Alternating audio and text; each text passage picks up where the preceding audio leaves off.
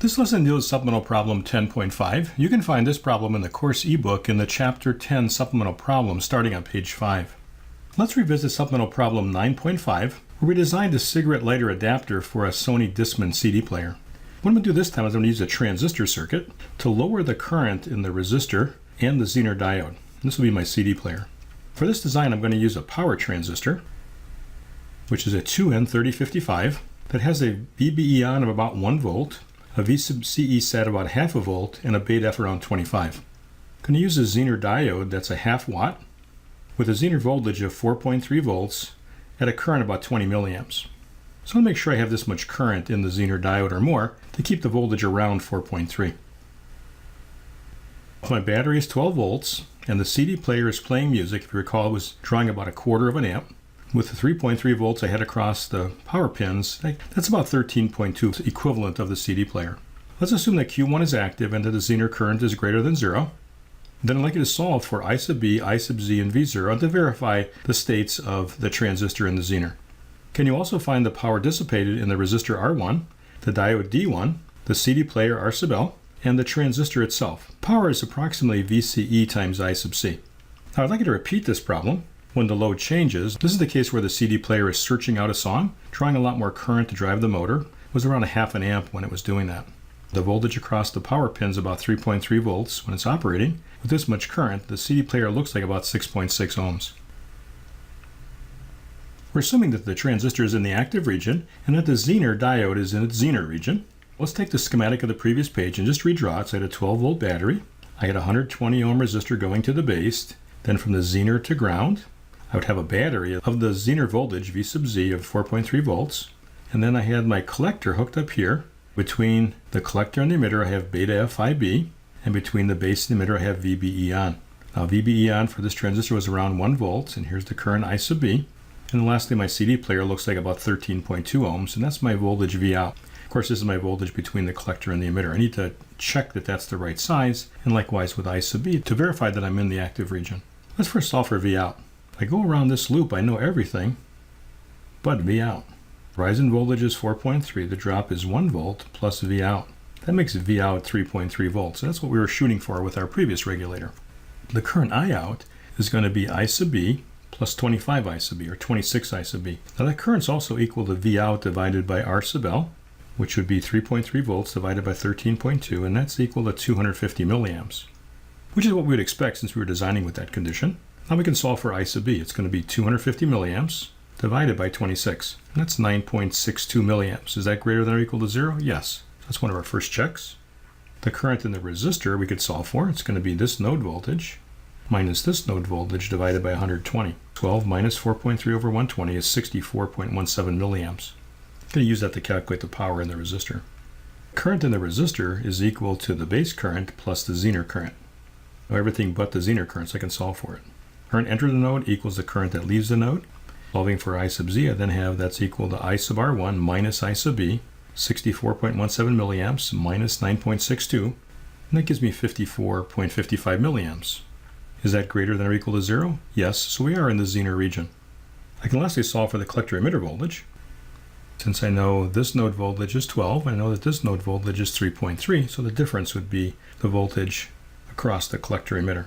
And that's 8.7. Is that greater than or equal to VCE set equal to 0.5? Yes. Our transistor is verified and our Zener diode is verified.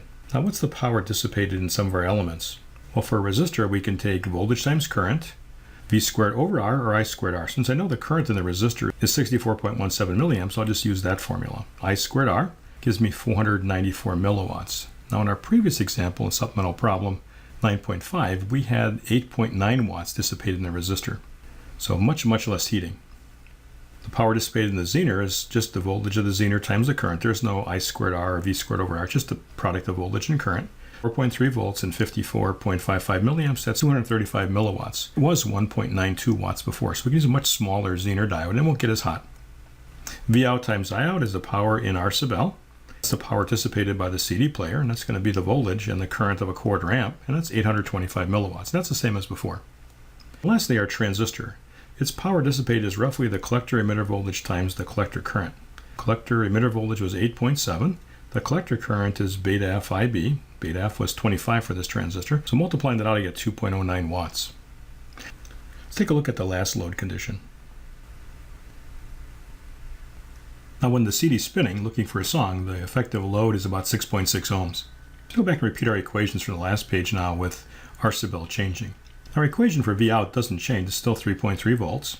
But now our base current will be a little bit different. We still have that I out is 26 I sub B, which is V out over R sub L, but R sub L now is 6.6 ohms, and that gives us 500 milliamps. And again, this is what we expect. That's how we set up our resistance in the first place. That makes the base current now bigger. It's 500 milliamps divided by 26, or 19.23 milliamps. Is that greater than or equal to 0? Yes, so that checks.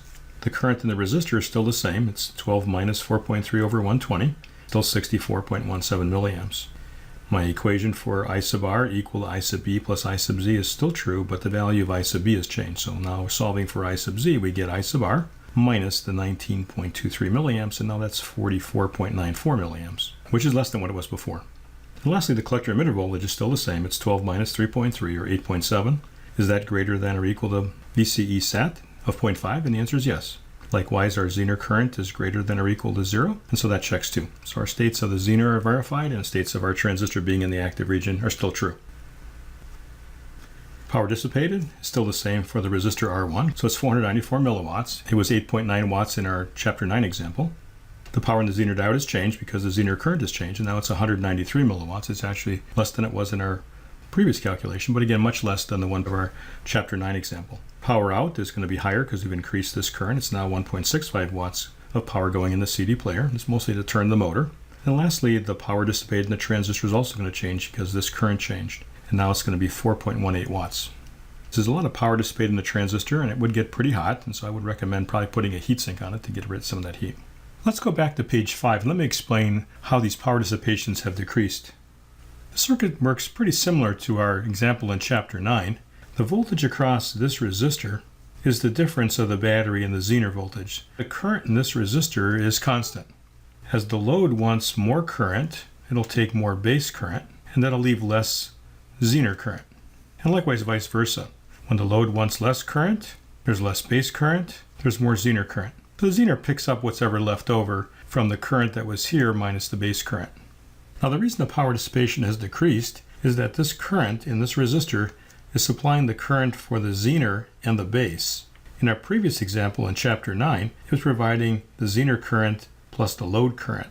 And now this base current is the load current divided by 26. We're able to pick a much larger resistor, which has much less current in it, and thereby less power dissipation. And this is supplemental problem 10.5.